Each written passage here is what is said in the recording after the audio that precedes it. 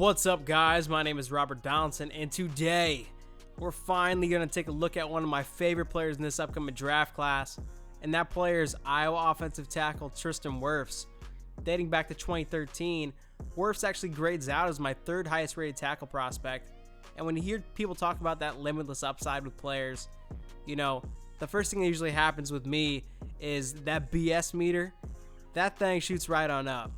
But the thing is when you're talking about Tristan Wirfs, I think it's actually pretty appropriate.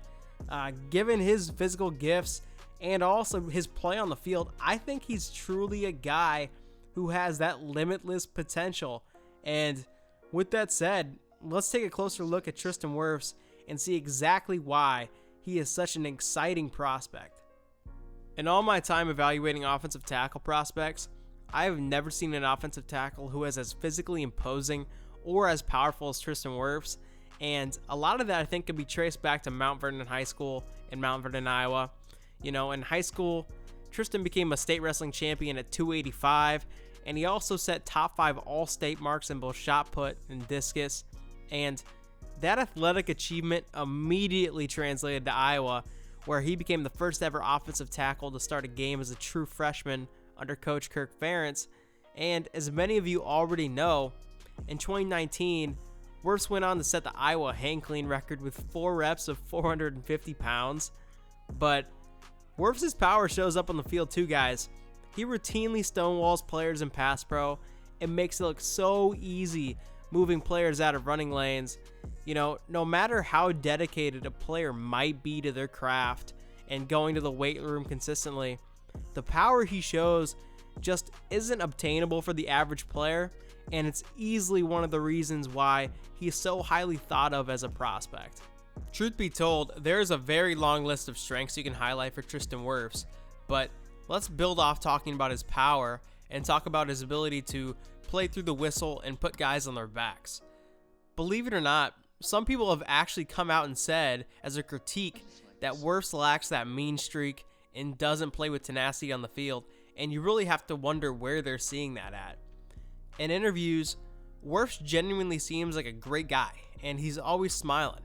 But on the field, Wirfs doesn't hesitate to bury defenders, and sometimes he completely drives them off the screen, and that's regardless of whether or not it's in the run game or in pass protection.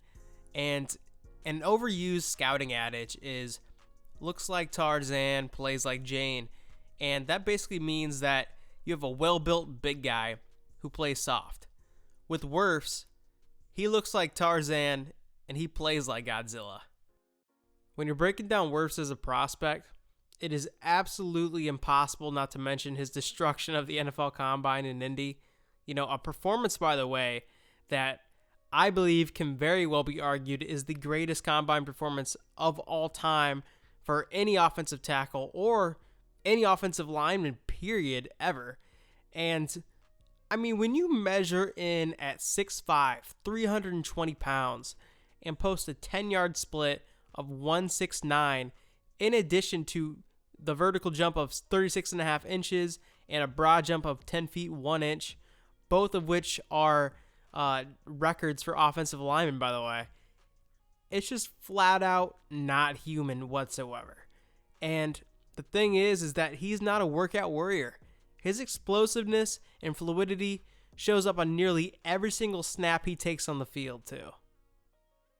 I think it's fair to say that we've already established Wirfs as an absolute mauler in the run game, but it's undoubtedly one of the top pillars of his game, so let's just shine a little bit more light on it.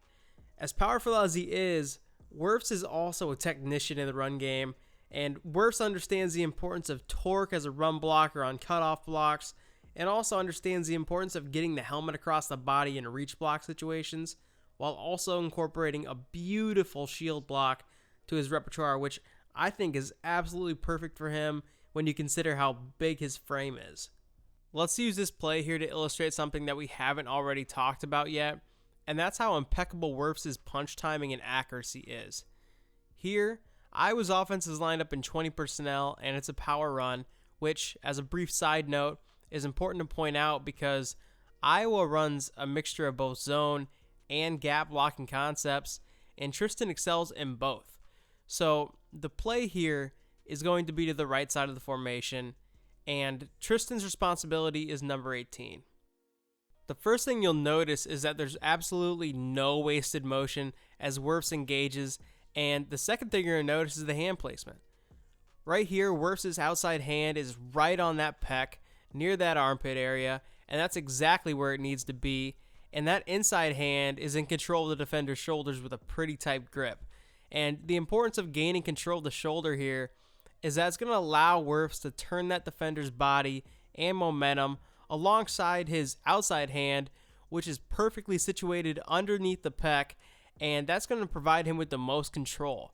And although you'll see that the block could have been sustained maybe a little bit longer, this is textbook hand placement, and when you throw in Wirfs' power, this play is an absolute wrap for number 18 here. As great as Wirfs is in so many areas, he's not completely perfect.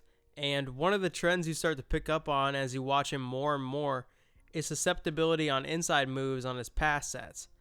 But instead of just leaving it at that, how about we actually talk about the root cause of why this is an issue? With inside moves, it really comes down to an issue with footwork with Wirfs. Wirfs' pass sets are really unusual because he doesn't fire out of his stance like you'll see most tackles do, and instead, Wirfs' first couple steps are really shallow and he doesn't cover much ground. And just as a point of reference moving forward, when I refer to the plant foot, I'm talking about the inside foot. And when I mention kick foot, I'm talking about the outside foot. So what ends up happening a lot after those first two shallow steps is Wirfs tries to regain ground on his guy in order to beat him to his spot and maintain the width of the pocket. But here's the issue. When he does that, in turn, his plant foot comes off the ground, and mind you, there's a reason why it's called a plant foot. When his foot comes off the ground, in order to gain as much ground as possible, he brings that foot in as tight as he can to his kick foot, which ends up creating a really narrow base like you're seeing right now. And the problem with a narrow base in a pass set is that it leaves your gate wide open, or your inside hip if you want to call it that too.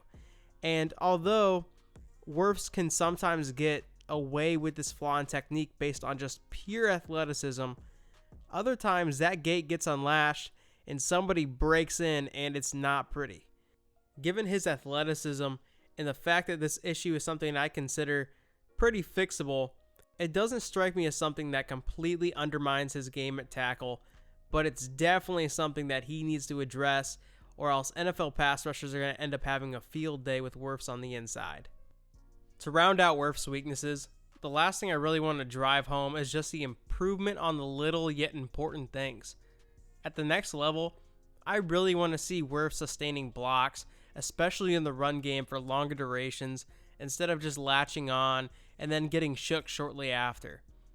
Also, I want to see him develop a drag hand.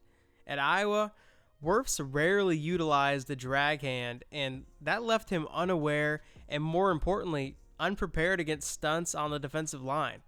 In addition, developing a good drag hand will help Wirfs immensely in the area we just got done talking about, inside moves. At the end of the day, Wirfs is the type of player who doesn't come along all that often, and my grading reflects that. With that said, my final grade on Tristan Wirfs is a top 10 grade, and that's also where my draft projection has him slotted. I'll tell you what, with Tristan Wirfs, it's all about the little things, and you won't find me missing out on the next Trent Williams because I'm afraid of some very correctable habits and technique.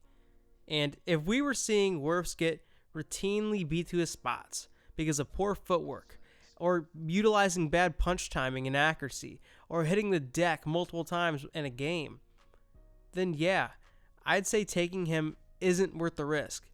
But as it stands, Wirfs is a sports car, and he just has a couple of dings in the paint.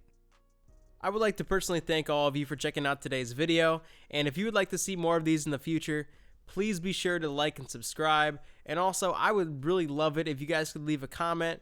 The interaction portion is always my favorite part of making these videos, and With that said, I hope you all have a good one.